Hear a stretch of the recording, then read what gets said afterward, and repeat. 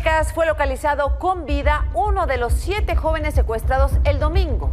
En la misma zona encontraron 6 cuerpos sin que hasta el momento la autoridad haya confirmado o descartado que correspondan al resto de los muchachos. Nuevo León arde. Hoy se registra otra jornada violenta. Enfrentamientos y narcobloqueos mantienen en jaque a policías y soldados que han sido desplegados en la zona. Fuego amigo en Morena. El subsecretario de Gobernación, Alejandro Encinas, asegura que el aspirante a la jefatura de gobierno de la Ciudad de México, Omar García Harfuch, estuvo en las reuniones donde se tejió la verdad histórica del caso Ayotzinapa. Harfuch lo niega y Mario Delgado lo defiende. El estadounidense Frank Rubio volvió a la Tierra este miércoles siendo el astronauta de la NASA que más tiempo pasó en el espacio. Touchdown. Touchdown confirmed at 6:17 a.m. Central Time. Rubio's record ride comes to an end. Fantastic. Yeah, everybody did really well. You look very well. Thank very you. well. Thank you. It's good to be home. Oh, perfect.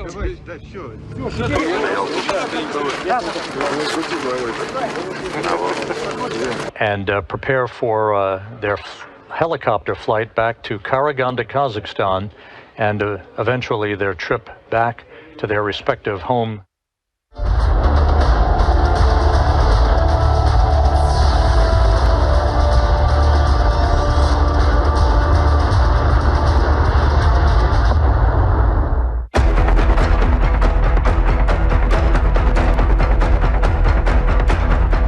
¿Qué tal? Bienvenidos, muy buenas noches y como siempre, gracias por acompañarnos. Fue localizado con vida y trasladado a un hospital Sergio Giovanni, uno de los 7 jóvenes secuestrados el domingo en el rancho El Potrillo, en Villanueva, Zacatecas. Además, las autoridades informaron que en la misma zona, fueron localizados 6 cuerpos, por lo que se trabaja para confirmar si se trata de Jesús Manuel, Héctor Alejandro, Jorge Alberto, Gumaro Santa Cruz, Óscar Ernesto y Diego Rodríguez.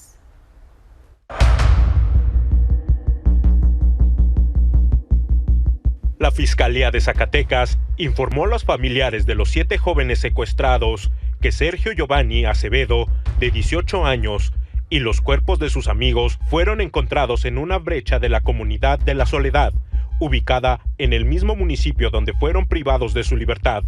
Y a pesar de su localización, sus familias aseguran que no han tenido ningún apoyo.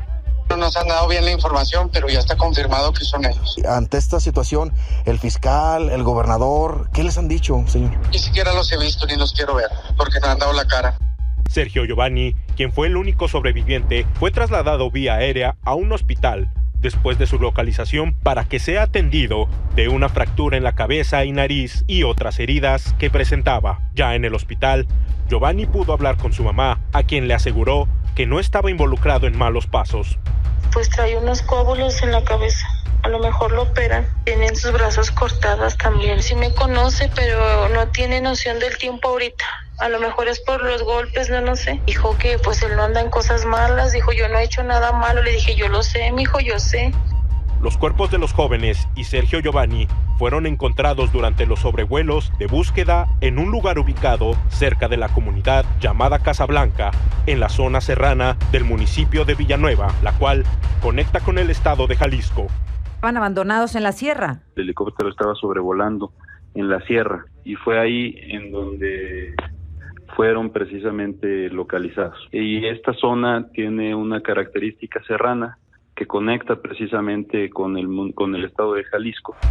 Este lugar ubica a unos 20 kilómetros de este rancho llamado El Potrerito, de donde fueron sacados los jóvenes la madrugada del domingo y que se encuentra a unos 500 metros de la unidad regional de la Secretaría de Seguridad Pública del Estado, la cual no sirvió de mucho el día de los hechos. Aquí este día, los familiares de los jóvenes planeaban dar una conferencia de prensa que fue aplazada. Se supone que ellos oyeron los balazos porque qué tan lejos está de aquí al unirse y no se arrimaron, no hicieron nada. En el momento de su secuestro, los jóvenes se encontraban conviviendo alrededor de una fogata con un grupo de amigas a quienes no les hicieron nada, así como tampoco a los familiares que se encontraban dormidos.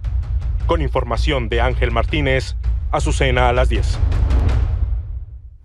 Es Zacatecas, mientras Nuevo León arde. En la jornada violenta de ayer se registraron 18 ejecuciones. Con ello, Nuevo León se colocó como el estado más violento, seguido de Guanajuato, que registró ayer 11 homicidios, luego el Estado de México, Chihuahua y Jalisco. Ayer recordará que le informé aquí que ayer durante la mañana restos de 12 personas fueron tirados en 6 municipios de la zona metropolitana de Monterrey. Pero más tarde, ya por la noche, otras 6 personas fueron asesinadas. De ahí las 18 ejecuciones que le reporto. 4 en 2 ataques distintos, en el municipio de Guadalupe, también en el municipio de San Pedro Garza García, donde un hombre fue asesinado en el bar Cerezo, era cliente del lugar. La sexta víctima es un hombre que fue asesinado en Cadereyta. Esto fue ayer durante la mañana y durante la noche. 18 ejecutados, el primer lugar nacional en violencia, Nuevo León. Por esto, hoy llegaron a Nuevo León 100 elementos del ejército pertenecientes al grupo de fuerzas especiales, lo que desató una nueva jornada violenta que comenzó con un enfrentamiento en el municipio de Doctor Arroyo, donde elementos de fuerza civil repelieron un ataque a tiros, abatiendo a 2 delincuentes y deteniendo a 6 más, entre ellos un supuesto líder de plaza.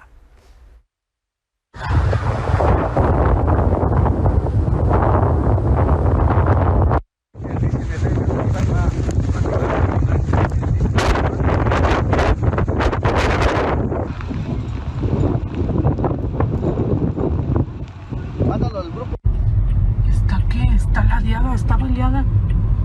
¿Qué pasó? ¿Los balearon, no? Pues era el enfrentamiento de cualquier. Bueno, derivado de esto, además hombres armados robaron vehículos y tráileres a transportistas y automovilistas y los utilizaron para bloquear 4 puntos de la carretera nacional. El primero en el municipio de Gualahuises, el segundo en Montemorelos, un tercero en Linares y el cuarto en el kilómetro 27 de la carretera Linares-Iturbide.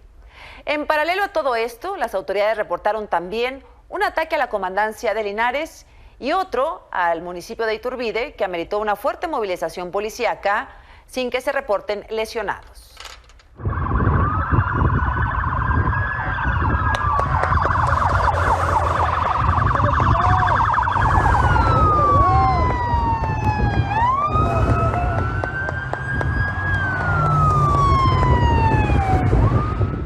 El secretario de Seguridad, Gerardo Palacios Pámanes, reportó 2 enfrentamientos más. Otro en General Bravo, donde elementos de Fuerza Civil detuvieron a 3 hombres y les aseguraron un arma larga, AK-47 y una camioneta. Otro en Los Aldamas, donde también policías de Fuerza Civil repelieron una agresión a balazos, abatieron a un hombre y aseguraron 10 armas de fuego, 10 armas largas de uso bélico. Entre ayer y hoy, 15 municipios de Nuevo León, 29% de los municipios del estado, 15 municipios se reportaron bajo asedio criminal.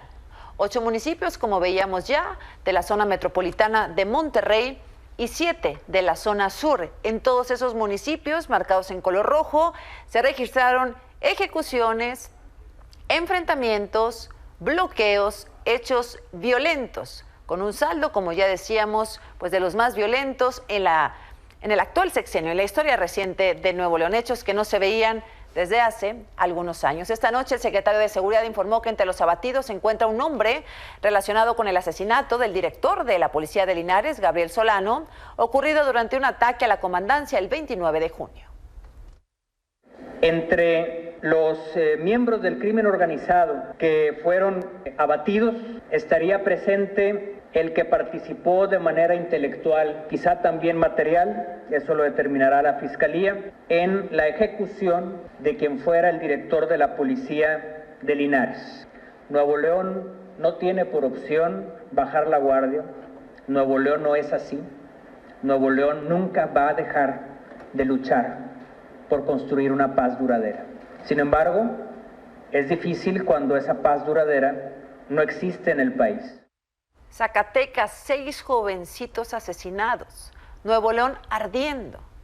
Mientras que en Jalisco fueron capturados 3 sujetos presuntamente implicados en el secuestro de la alcaldesa de Cotija, Michoacán, Yolanda Sánchez, quien ayer fue liberada. Anoche hablamos con ella y hoy, en medio de un fuerte dispositivo de seguridad, reinició sus recorridos. Le acompañamos.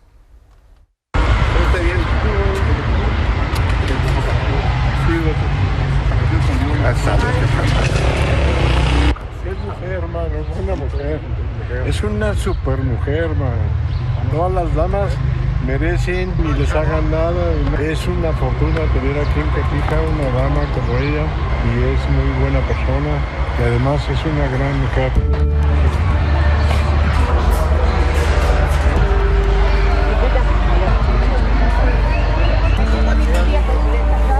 Pobladores y trabajadores del Ayuntamiento de Cotija, Michoacán, recibieron con euforia y hasta llanto a la alcaldesa Yolanda Sánchez tras regresar a trabajar luego de su secuestro en Zapopan, Jalisco.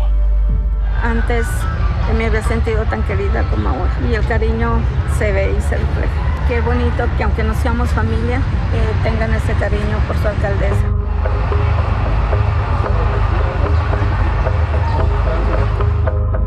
Cerca de las 6:30 de la mañana, acompañada de policías municipales, recorrió las calles del municipio hasta llegar hasta el ayuntamiento fuertemente resguardado por militares y la Guardia Nacional. La conocemos desde siempre, qué bueno que ya está aquí. Dios le dio la segunda oportunidad de vivir. Aquí a ver qué esperando qué solución van a tomar. Y así retomó sus tareas al frente del gobierno. A las 7 ya estaba en mi oficina recibiendo llamadas y ordenando con los compañeros para que el trabajo del día saliera adelante. Luego regresó a su casa, no sin antes dejar en claro que sí le gustaría continuar en el cargo, aunque todavía no toma la decisión. O sea, yo sí quiero continuar, pero lo tendré que hablar con mis hijos y llegar a acuerdos y que ellos se sientan seguros. No tengo miedo. Con información de Carlos Arrieta, Azucena a las 10. Bueno, pues anoche hablamos con la alcaldesa de Cotija, salió a medios horas después apenas de haber recuperado su libertad, de haber sido liberada por los criminales. Nos decía lo mismo, no he tomado la decisión de regresar, de mantenerme o no en la alcaldía, he aceptado ya la seguridad. Imagínese lo que puede significar la vida para una mujer, para una alcaldesa, salir en estas condiciones como las que veíamos ahí en Cotija, caminar en medio de policías, 3, 4 vehículos blindados, seguramente seguridad en su casa. Eso significa de ahora en adelante su vida. Ella tendrá pues que decidir si se mantiene o si se retira. Ya, bueno, pues ella fue muy valiente ayer al salir a informar que sí recibió, dijo, algunos llamados, algunas recomendaciones pues del crimen organizado. No les llamó amenazas, pero mencionó que esto pues le había valido su libertad, pues le mencionaron que en todo caso podría quedar en libertad. Familiares de Cristóbal Cintura Rufino y Francisco Javier Tapia, 2 de los 8 albañiles desaparecidos en Tres Valles, Veracruz, desde el 26 de agosto, protestaron esta noche frente a la Delegación Regional de la Fiscalía General de la República. Acusaron que la Fiscalía les niega información porque no están haciendo nada por hallar a sus seres queridos y buscan darle carpetazo al tema. Hoy el presidente insistió en que en frontera Comalapa, Chiapas, regresó la normalidad y que se puede visitar sin problemas. Pues estuvimos ahí. Y mi compañero Jonathan González encontró algunas rutas de transporte todavía suspendidas, comercios y gasolineras cerrados. Todo entre reclamos de la población al ejército que acusan de haber llegado demasiado tarde. Solo sé que ya me los mataron de la manera más cruel. Ya desde el primer momento pedimos apoyo al gobierno, que nos acompañaran a buscarlos, a rescatarlos. Todos me hicieron de los oídos sordos. Este es el llanto desgarrador de una madre que pide justicia por la muerte de su hijo y su cuñado, quienes fueron levantados y asesinados por el crimen organizado durante la última ola de violencia en la zona fronteriza de Chiapas. Precisamente los habitantes de frontera Comalapa mostraron su enojo por el abandono e indiferencia del gobierno para resolver la disputa del territorio que sostienen los cárteles Jalisco Nueva Generación y de Sinaloa en esta región del país. Por influencia de la delincuencia organizada, pues la población se siente agresivamente pues confrontada y ellos de alguna forma pues tratan de sobrevivir.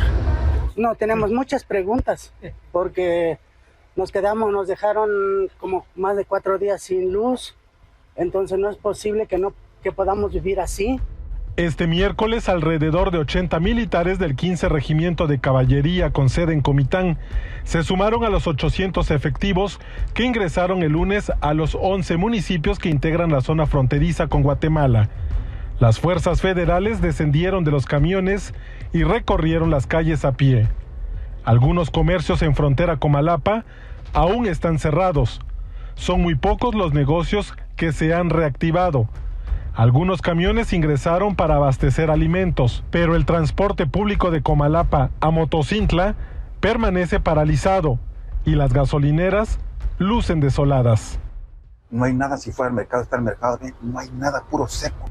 Los más de 280,000 habitantes de la zona fronteriza permanecieron sitiados por el crimen organizado durante 17 días. Las escuelas aún permanecen sin clases y los pobladores siguen con miedo y zozobra. Desde Chiapas, para Azucena a las 10, Jonathan González. Necesitamos que Comalapa sea el mismo de antes, cuando todo el mundo podía salir libremente. Bueno, pues eso es hoy. Hoy estuvimos ahí en frontera Comalapa y ahí está lo que dicen sus habitantes. Casi un mes después del llamado desesperado de auxilio por parte de pobladores de Lindavista y Toro Muerto, que tuvieron que abandonar sus hogares ante los constantes ataques del crimen organizado, finalmente la gobernadora de Guerrero, Evelyn Salgado, llegó a la zona, entregó apoyos, pero también fue recibida con reclamos y exigencias para que cumpla con su obligación de garantizar la seguridad. Con reclamos como: no queremos pueblos fantasma, gobernadora, los niños merecen vivir en un lugar seguro, o menos violencia y más educación, es como los pobladores de más de 60 comunidades asediadas por el crimen organizado recibieron en la comunidad Puerto de Gallo a la gobernadora de Guerrero, Evelyn Salgado. De nada nos sirve carretera bonita y pueblos fantasma. Usted es gobernadora y usted sabe. Salgado Pinena fue a entregar apoyos a casi un mes del grito de auxilio de habitantes de las comunidades de Lindavista, donde los hombres se armaron para defender sus tierras. Las mujeres y niños huyeron a Toro Muerto, donde también hay constantes ataques armados del crimen. Tras el evento, los comisarios improvisaron una reunión y le plantearon a la gobernadora que los ayudara con armas. A nosotros nos dijeron una vez en Campo Morado que se podía, que mediante el gobierno, comprar armas para que estén en las localidades y podamos defendernos. Le narraron lo que han vivido en las últimas semanas: quema de casas, vehículos e incesantes ataques. Que nosotros no estemos expuestos, pues, porque bajamos y al ratito mataron a fulano, mataron a sutano y nosotros nos tragamos el coraje. Ella les propuso incorporar a ciudadanos honorables a las filas de la policía rural para que sea el Estado quien les dé armas y un salario para cuidar a sus comunidades. Identificados con su credencialización, que no cualquiera, porque si no, les va a salir contraproducente y luego me van a decir, la usted los armó. Claro. Salgado afirmó que la seguridad ya está en camino, a lo que los habitantes de la sierra pidieron que cuando lleguen los elementos hagan recorridos en las comunidades y no solo se queden en Lindavista. Porque somos sierreños y tememos, pues, lo que dijo el amigo de esas cosas que echan, que vuelan, pues, y tiran, pues, que recorran. Desde Guerrero, con información de Pablo Maldonado, Azucena a las 10. Pues así, ya decíamos, Zacatecas, Nuevo León, Veracruz, Michoacán, Guerrero. Todos esos estados, todos esos habitantes en muchas zonas se sienten abandonados, en la necesidad de enfrentar ellos mismos a los delincuentes, de irse de sus casas porque no tienen otras posibilidades, y algunos, los peores, se tienen que unir a las filas del crimen organizado ante las amenazas constantes de muerte. En Guanajuato, 5 empresarios originarios de León narraron cómo fueron asaltados en un tramo de la autopista Lagos de Moreno, Guadalajara. Fue a las 7 de la mañana cuando las víctimas se dirigían al aeropuerto para tomar un vuelo a Madrid, cuando, según los empresarios, una camioneta los rebasó, por lo que se vieron obligados a detenerse. De la camioneta que les cerró el paso salieron 4 sujetos. Bajaron a golpes al chofer y a los 5 empresarios les quitaron la camioneta, $20,000, euros, tarjetas de crédito, pasaportes. Solo les dejaron un celular con el que llamaron a la Guardia Nacional, que llegó 1 hora después. Hace un mes en este espacio le mostramos este video. Es otro asalto en la misma autopista, Lagos de Moreno, Guadalajara, a la altura de Jalostotitlán. Es la grabación de la cámara de seguridad de un tráiler que muestra cómo esta camioneta circula en sentido contrario. En un momento le cierra el paso al chofer de la camioneta blanca, que se ve obligado a detenerse. El conductor comienza a manejar en reversa. Déjenme lo veo para no estar narrando una cosa y viendo otra. Lo podemos ver desde el principio, por favor. Lo va a recordar, es la misma zona. Ahí viene esta camioneta roja, le cierra el paso al vehículo blanco, pues lo obligan a detenerse. Después el conductor intenta echarse en reversa, no puede porque lo alcanzan estos asaltantes, esos sujetos armados, armas largas, una corta, acercan el automóvil, apuntan a los tripulantes, los bajan en medio de la carretera, otra camioneta cierra el paso por detrás y huyen con las 3 camionetas, dejando a estas personas abandonadas. No lo saben las autoridades, bueno, aquí se los recordamos, es la misma zona, hay asaltos frecuentes y hoy se volvió a dar uno más contra empresarios que se dirigían a Madrid. Les recordamos la zona por si se les ha olvidado hacer rondines ahí. En Naucalpan, Estado de México, se registró otro asalto, ahora en calles de la colonia Luis Donaldo Colosio. 20 segundos les tomó a 2 sujetos asaltar a los pasajeros de una combi. Hacen la parada a la unidad del transporte público, suben. Uno de ellos comienza a pedirle sus pertenencias a los pasajeros. El otro se queda en la puerta con un arma de fuego. Sin tocar al chofer, 20 segundos, bajan de la unidad y escapan.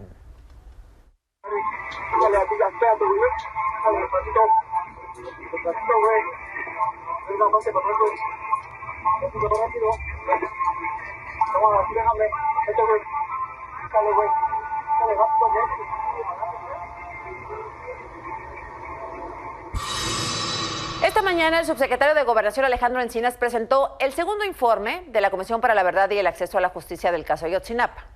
Se trata de un documento de 145 cuartillas que abunda en la narrativa del caso, la que se hizo pública ayer, y que ante la inconformidad de los padres de los normalistas con la investigación agrega un apartado destacando las diferencias, dicen, que tiene esta versión con la versión del sexenio de Enrique Peña Nieto.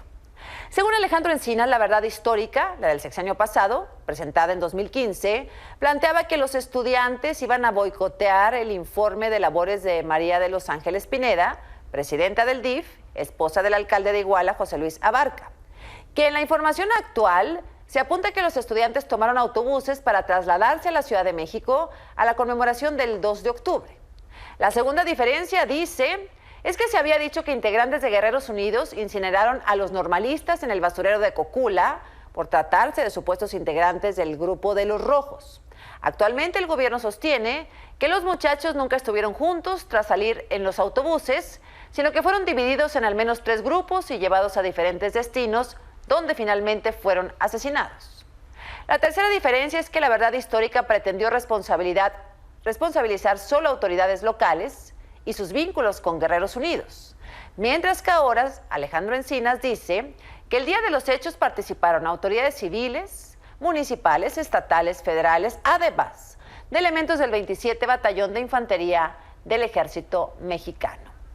También Alejandro Encinas reveló que le enviaron un cuestionario de 100 preguntas a Tomás Herón, el entonces titular de la Agencia de Investigación Criminal, quien en respuesta desde Israel señaló que la verdad histórica se construyó desde el gobierno federal a través de juntas de autoridades. Al menos 3 de estas reuniones se habrían dado en la Residencia Oficial de Los Pinos, en la zona militar de Iguala Guerrero y en las oficinas de la entonces PGR en la Ciudad de México. Según el documento presentado por Encinas, por lo menos en una reunión en Los Pinos estuvieron presentes 9 funcionarios, el entonces presidente Enrique Peña Nieto, el secretario de Gobernación Miguel Ángel Osorio Chong, el de la Defensa Salvador Cienfuegos, el de Marina Vidal Francisco Soberón, el jefe de la oficina, el entonces procurador de la República Murillo Karam, el director del CISEM, el encargado del despacho del Aceido y el director en jefe de la Agencia de Investigación Criminal Tomás Herón. Esta es una reunión. En otras 2 reuniones, realizadas entre el 7 y el 8 de octubre del 2014, estuvieron 24 funcionarios. Entre ellos el gobernador de Guerrero, Ángel Aguirre, el secretario de Seguridad Estatal, el procurador estatal Iñaki Blanco, además del titular de la Unidad de Antisecuestros del Aceido, la oficial mayor de la PGR, y ahí viene el fuego amigo. Hoy, dice Alejandro Encinas, ya hacen público esta información con nombres y apellidos, que también estuvo el hoy aspirante a jefe de gobierno de la Ciudad de México, Omar García Harfuch. Esta tarde, Omar García Harfuch emitió un comunicado donde reconoce que estuvo presente en 2 reuniones realizadas en Iguala. Pero sostiene que entonces se desempeñaba como integrante en la División de Gendarmería de la Policía Federal, no era coordinador estatal en Guerrero. Además, asegura que en estas reuniones nunca se abordaron temas de investigación, sino únicamente líneas de acción para buscar a los normalistas. Y que tal como lo prueban las minutas de la Sedena, él no intervino en las reuniones. Por lo tanto, dice, lo digo con claridad y firmeza, nunca participé en los lamentables acontecimientos ocurridos en Ayotzinapa ni en la construcción de la llamada verdad histórica. El dirigente de Morena, Mario Delgado, deslindó a Harfuch del caso Ayotzinapa. Es temporada de buitres, entonces pues que nadie se extrañe que empiecen ataques y campañas negras, noticias falsas sobre nuestros compañeros y compañeras del MOI. Nosotros tenemos que hacer caso pues, de las evidencias que hay públicas y hasta el momento yo no tengo conocimiento de ninguna información que lo involucre. Bueno, apenas el 21 de septiembre aquí estuvo Omar García Harfuch. Le pregunté sobre el caso, insiste en que él no participó en el caso, pero ya adelantaba que ataques como estos se veían venir. Es verdaderamente terrible que te involucren con un caso así. Vuelvo a lo mismo, hablando de los testigos. Que te involucren en un hecho delictivo es bastante fuerte cuando no lo cometes. Pero que te involucren o te quieran involucrar en un tema tan delicado, tan doloroso para el país como la desaparición de 43 jóvenes, pues es mucho peor. Los despliegues de la policía eran y continúan siendo muy grandes, muy grandes. No es, cuando yo digo, no era coordinador, no estaba en Guerrero, no es que me fui con 2 o 3 personas. Hay muchos testigos, estado. Dicen, que pues pueden secundar tu versión. Así como había más de, no sé, un agrupamiento que eran 300 personas aproximadamente o más, pues en Michoacán había más de 300, 400 personas que sabían que yo estaba al mando de ellos en ese momento. Cuando escuches esos señalamientos, ¿cuál es tu reacción? ¿Te duele? ¿Te enoja? No me enoja porque, como tú lo dijiste al inicio de esta entrevista, siempre va a haber muchísimos ataques, siempre, de cosas no necesariamente ciertas. Y al contrario, creo que este tipo de preguntas pues, nos ayuda a aclararlo una y otra vez y las veces que sea necesario. Bueno, pues algo sucede. Fuego amigo en Morena. Es el subsecretario Alejandro Encinas quien reitera esta información, quien dice concretamente, se le menciona 2 veces en el informe. Mario Delgado lo defiende, él lo niega. Pues vamos a ver en qué termina. Por cierto, después de que el secretario de la Defensa aseguró en una carta al presidente que han entregado toda la información a los padres de los normalistas, hoy Alejandro Encinas dice que siguen buscando. Por supuesto que continuaremos con la búsqueda, la información en todos los archivos institucionales, como lo hemos hecho desde el primer día, hacia un esfuerzo por encontrar esa información. Y luego de que el presidente dijo hoy que seguirán con la investigación, aunque no le crean los padres de los normalistas, Alejandro Encinas deja abierta la posibilidad de que no se resuelva en este sexenio. Tenemos nosotros el compromiso de seguir la investigación y vamos a continuar hasta conocer toda la verdad. Todavía me queda 1 año y vamos a dedicarnos, independientemente de si nos creen o no nos creen, nosotros vamos a seguir.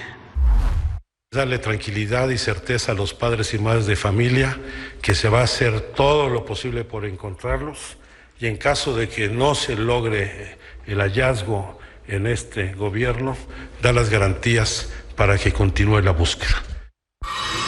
Morena informó que recibió 285 inscripciones de aspirantes a las 9 gubernaturas que estarán en juego en 2024. De estas inscripciones, de las 285, 110 son mujeres, 174 hombres y 1 persona no binaria. En la Ciudad de México se registraron 8 mujeres y 24 hombres, de los cuales mañana se elegirá 4. Vamos a conocerlos cerca de las 8 de la noche, según adelantó hoy el partido. Por la gubernatura de Yucatán se registró el senador ya expriista Jorge Carlos Ramírez Marín, quien ahora abanderará al verde en alianza con el PT y con Morena. Con su salida, la bancada del PRI se queda con 8 senadores. El Partido Verde tiene 7. Si Ramírez Marín consigue la candidatura a gobernador de Yucatán con Morena, será el 11º aspirante con pasado priista que compite bajo las siglas del partido del presidente. 7 de los 10 anteriores ganaron la elección.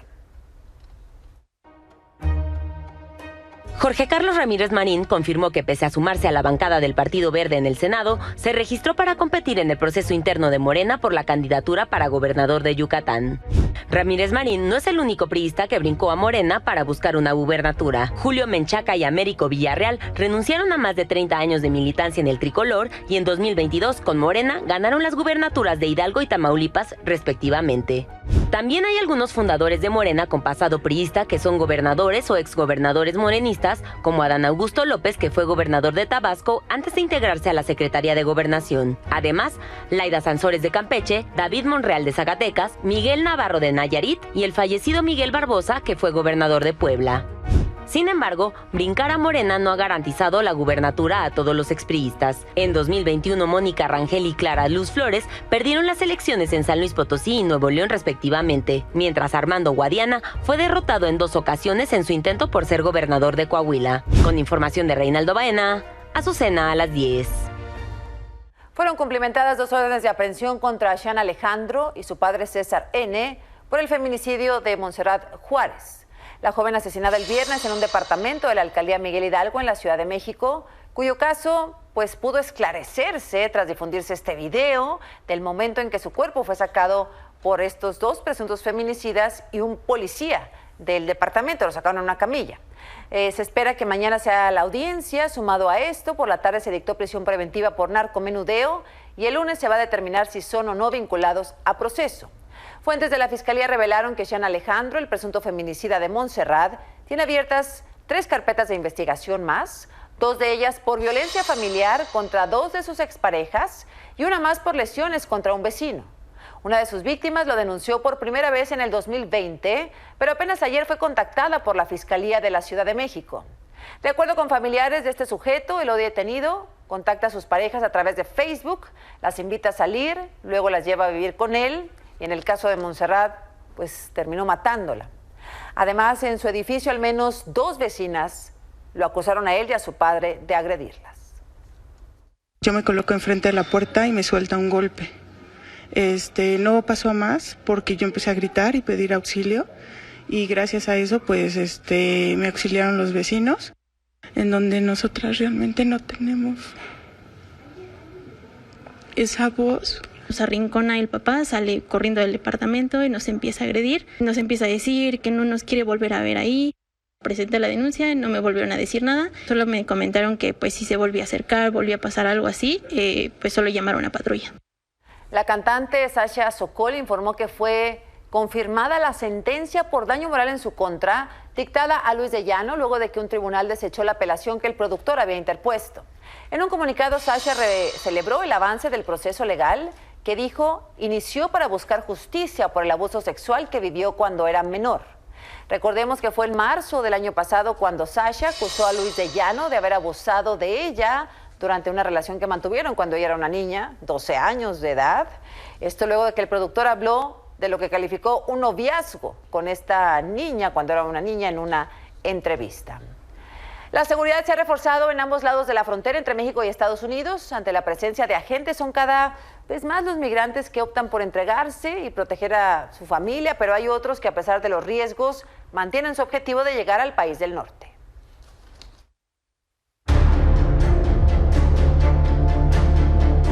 Así luce la frontera entre Eagle Pass, Texas y Piedras Negras, Coahuila, dividida por un muro de alambre en el que han muerto niños y adultos enredados entre las púas. Pero esto no ha sido suficiente para disuadir a los migrantes en su intento por cruzar a Estados Unidos. Déjeme que yo le pase una sábana. Ya tenemos un mes y 15 días. Nos trasladan, nos encierran como si somos perros, nos golpean. Nos golpeamos, nos tiraron del tren.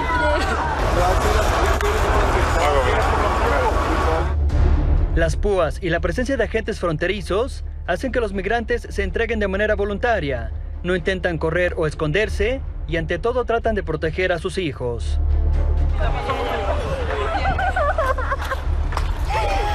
¿Estás esperando alguna de familia?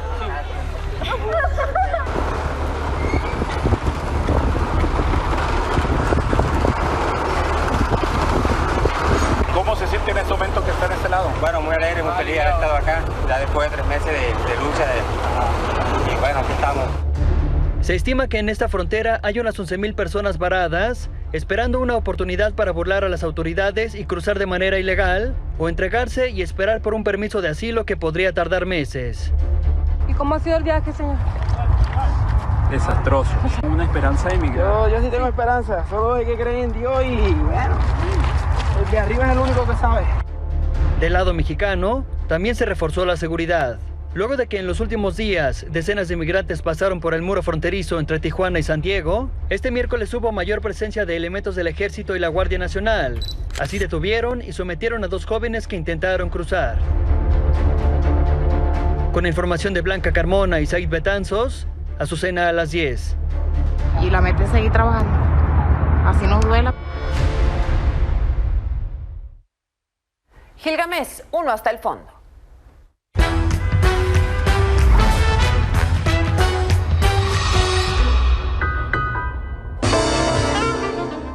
Gil ha llegado a la triste conclusión de que el asesinato de los jóvenes estudiantes de Ayotzinapa quedará para la historia como un caso sin resolver, aunque se resuelva. A Gámez, la verdad lo enloquece la idea de que Murillo Karam ocupe una celda y el Gil, uno de los asesinos desalmados de Iguala, vaya y venga en libertad como testigo protegido de la Fiscalía. Gil lo leyó en su periódico El País en un recuento de Pablo Ferri. Usted convendrá, probablemente con Gámez, en lo irresoluble del caso de Ayotzinapa. La reunión de este lunes entre las familias de los 43 estudiantes desaparecidos y el gobierno ha fracasado, según explicó Vidulfo Rosales, que por cierto no es para nada santo de las devociones de Gilga. Abogado de las familias desde el ataque contra los normalistas hace ya 9 años, Rosales ha dicho que la junta ha sido peor que la del miércoles, en referencia al encuentro que las familias sostuvieron la semana pasada con el presidente. En la de este lunes el mandatario no estaba, pero sí Encinas, refiere Ferri. Encinas nos ha leído una narrativa de dónde estamos en el caso que se acerca más a la verdad histórica que a los nuevos hechos. ¿Lo ven? El caso nunca se resolverá. Todo es muy raro, caracho. Como diría Joseph Joubert, cuando se llama inútilmente a las puertas de ciertas verdades, es preciso entrar por la ventana. Gracias, Gil. Buenas noches. Al regresar, la estatua de San Judas Tadeo más grande del mundo ya fue instalada en Badiraguato, Sinaloa. En Badiraguato, Sinaloa, fue inaugurada la escultura de San Judas Tadeo más grande del mundo. Aquí le mostramos hace 4 meses cuando fue terminada y trasladada desde Culiacán. Ahora está oficialmente ya abierto a visitas de fieles y turistas.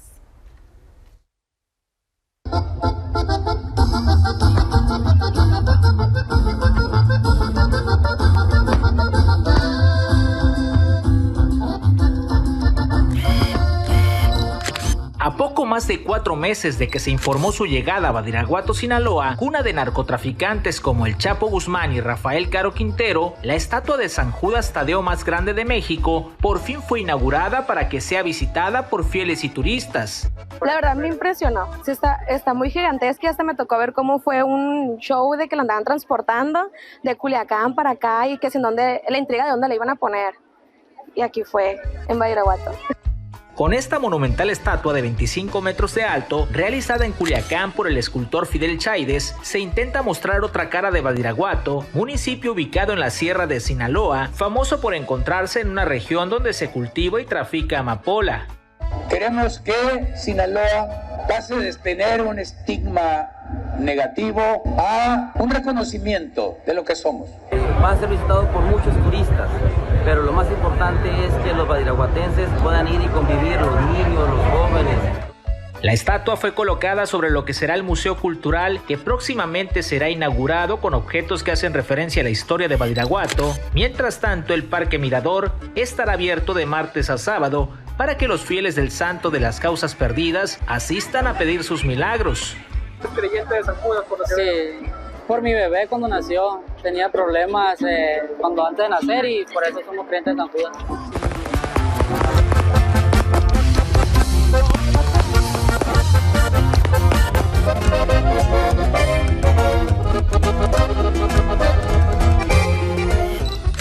Desde Sinaloa para Azucena a las 10, Manuel Aceves, Así la historia de este miércoles 27 de septiembre. Gracias, buenas noches y hasta mañana.